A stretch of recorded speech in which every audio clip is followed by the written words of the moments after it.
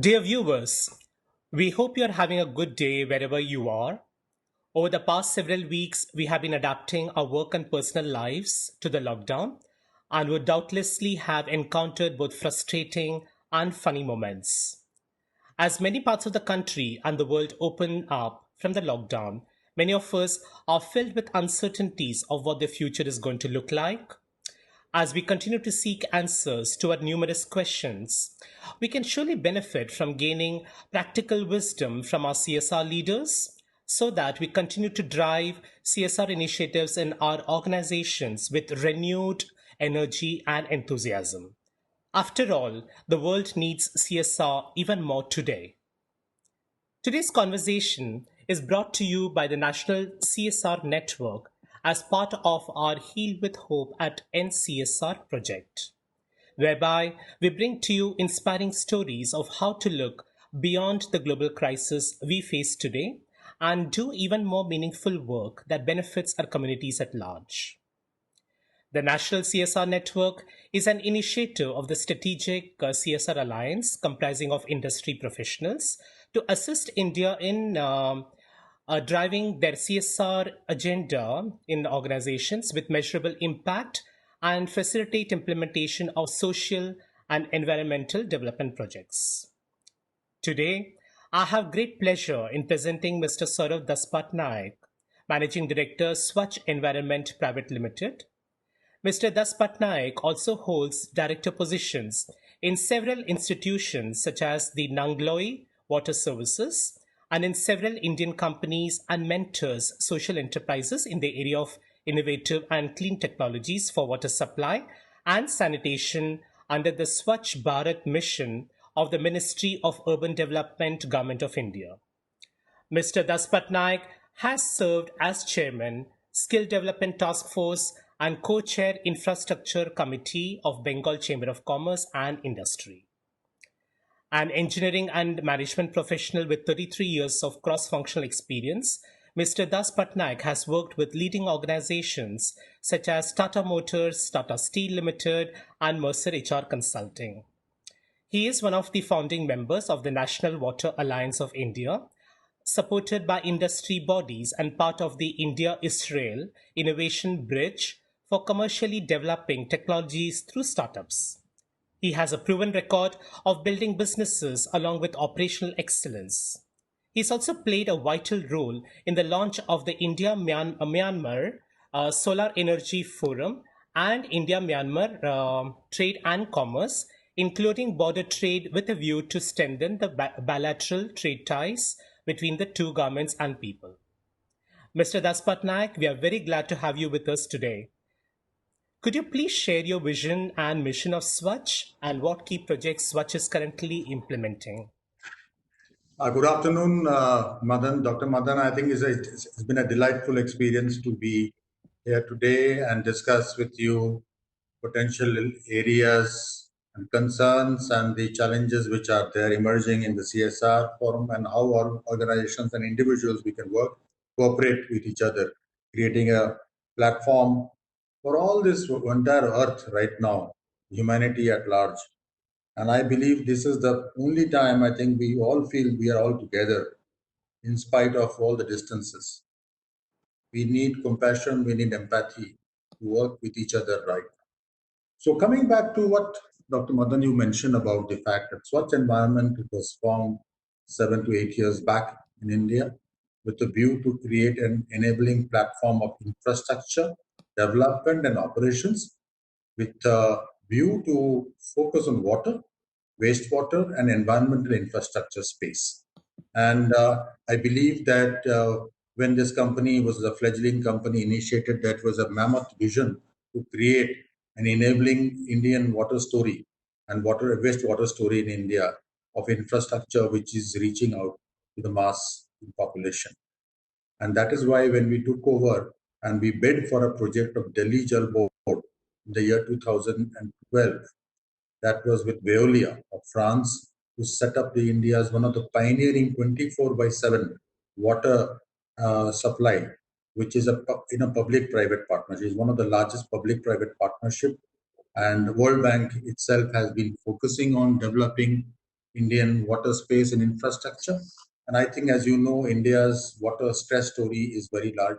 50% of our country don't have access to drinking water through the pipelines, and National Mission for Clean Ganga and the Jal Jeevan Mission of the Honorable Prime Minister now has been focusing last few years on developing and delivering clean drinking water to all the unserved population in spite of economics. So, with that view, we took up this project. Initially, of course, there has been many challenges in a city like Delhi, which is very congested.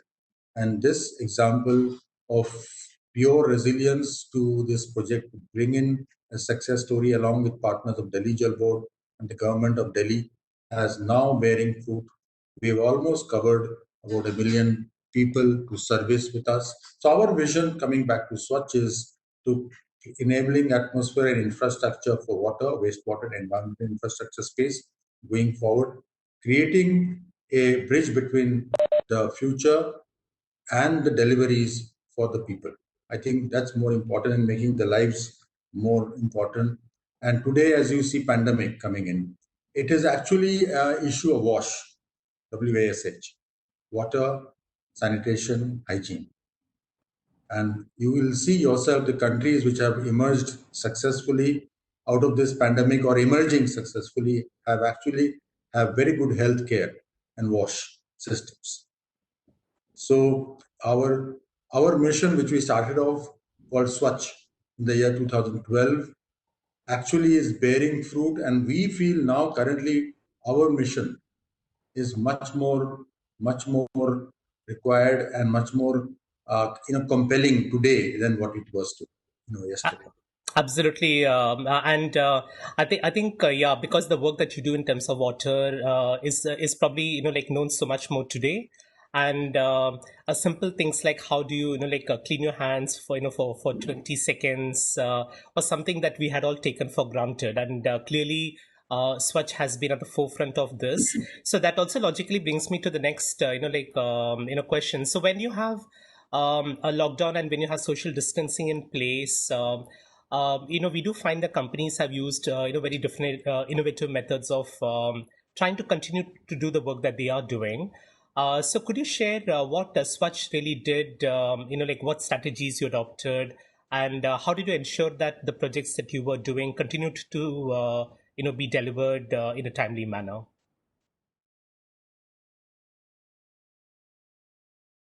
I think, Doctor, I mean, one thing is very clear that we are in essential services. We are a part of the utility infrastructure, power and water, gas. All these are very important sectors where utility and essential services are concerned.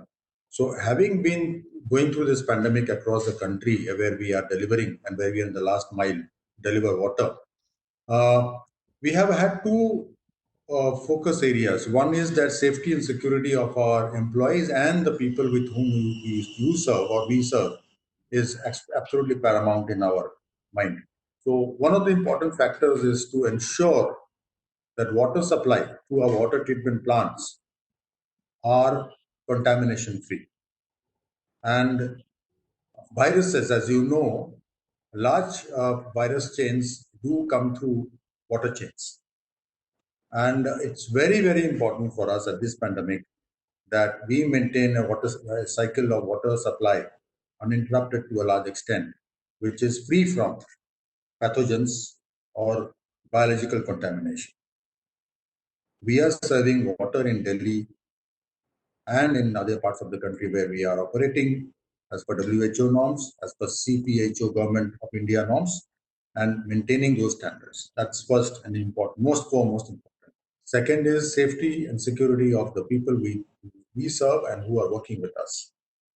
Yes, water pipelines are going through lanes and bylanes. Not all of them are scarcely or sparsely populated.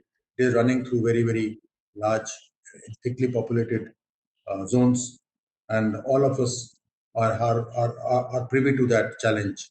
And leakages, last mile leakages, are a part of these water supply schemes. We have to work on those norms.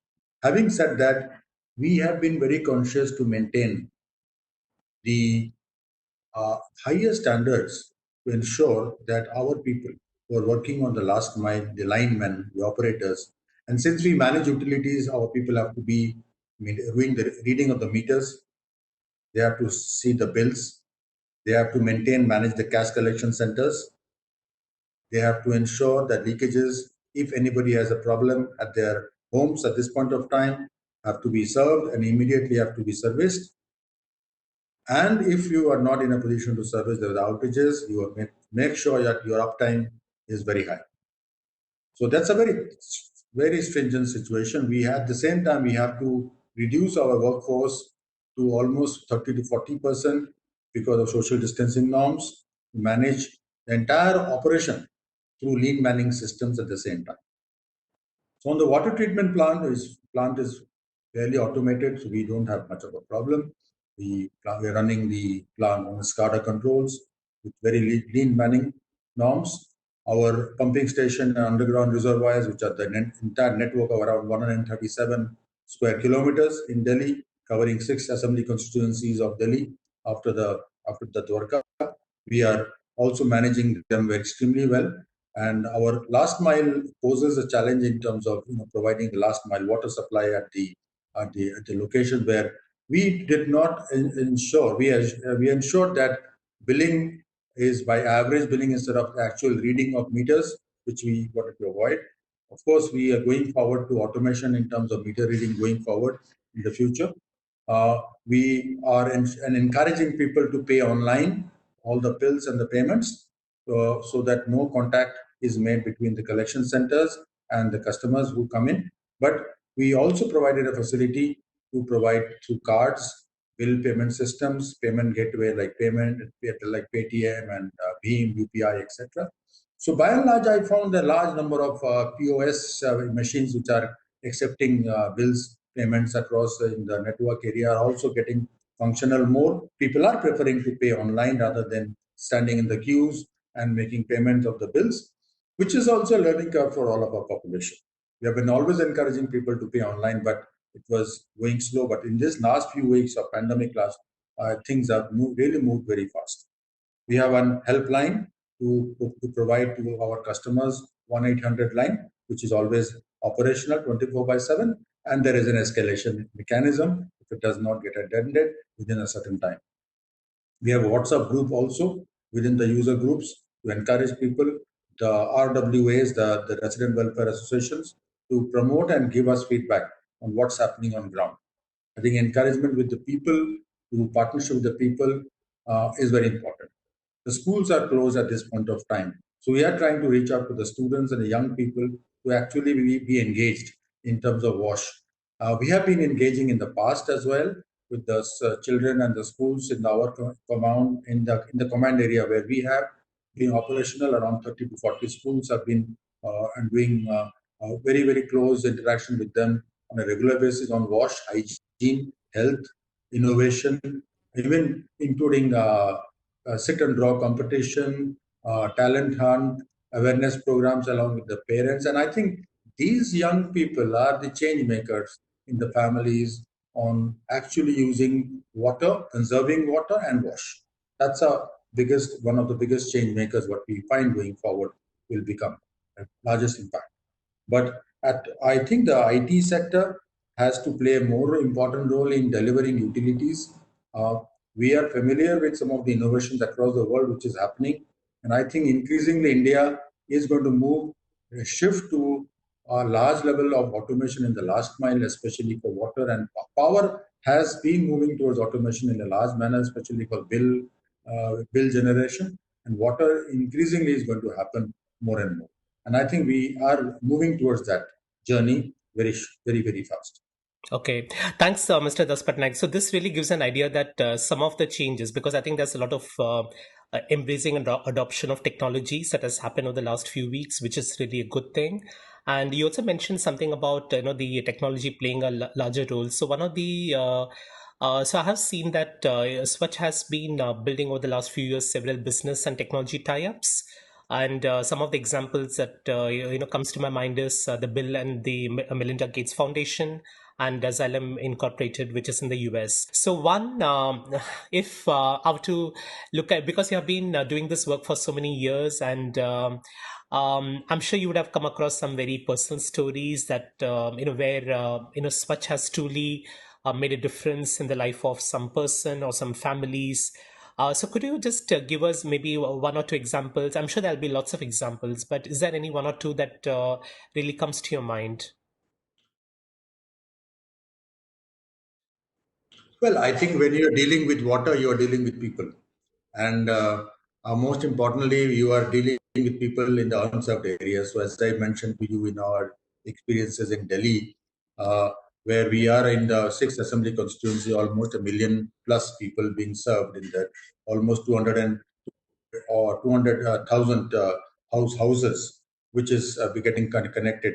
And I recall when I was initially years where we not even covered with the pipelines. So actually, a large amount of Delhi has large amount of greenery and agricultural area, which I never had visited.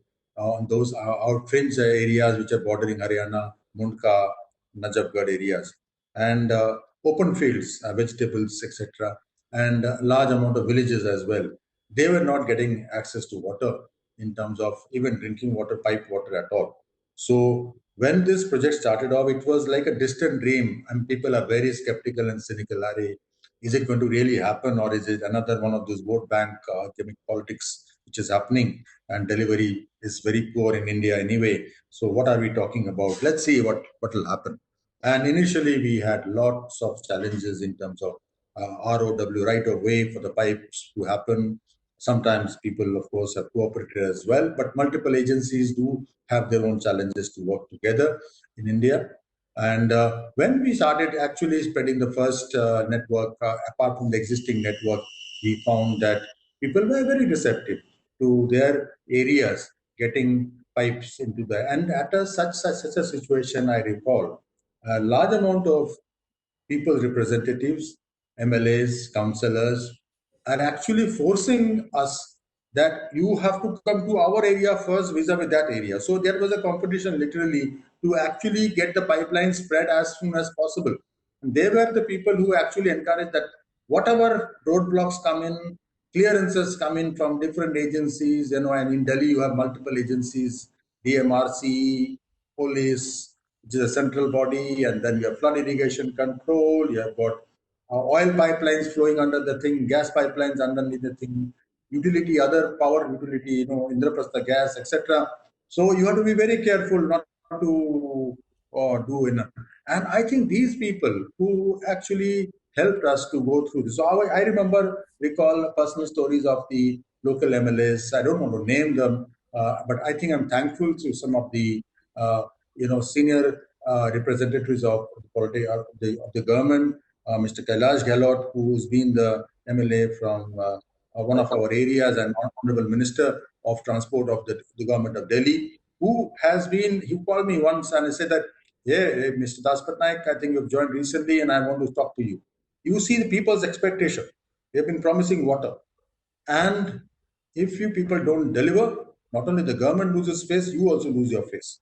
So please ensure that our promises are met. Whatever support is required, we will definitely make this happen. But I think those words kept on ringing me. And a couple of times we had pleasant experience and not so unpleasant because people do talk directly in terms of expectation, and people, when they have large amount of people around them, their expectations are large.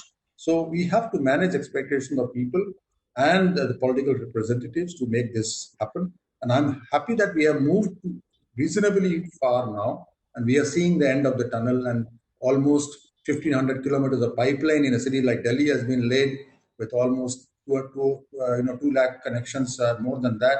A large number of partial connections are drawn out. People are coming forward to cooperate. And I think in this last few weeks of pandemic, I see people now actually paying money for connections more than what it used to be earlier. We used to earlier create awareness that please come and take connections. Now people are coming there and then say, okay, here is the money, please now get us the connections.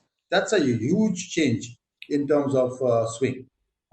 Even in an industrial town like Haldia, where we are catering to both industries as well as people. During the pandemic, people are at home. Large amount of connection, large water consumption has actually spiked in the last couple of weeks. And often we find there is a shortage of water because our pumping hours are limited.